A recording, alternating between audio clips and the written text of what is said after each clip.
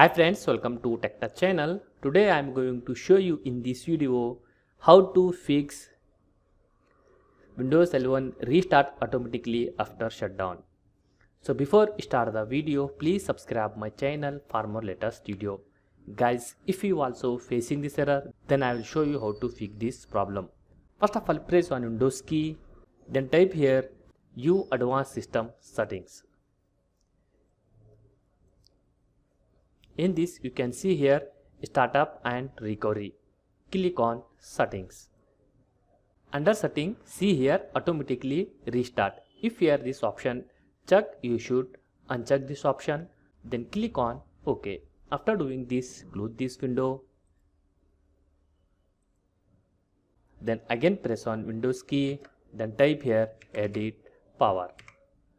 Click on this. Click on Power option, then click on Choose what the power buttons do. Click Change Setting, then uncheck this option, then click Save Changes.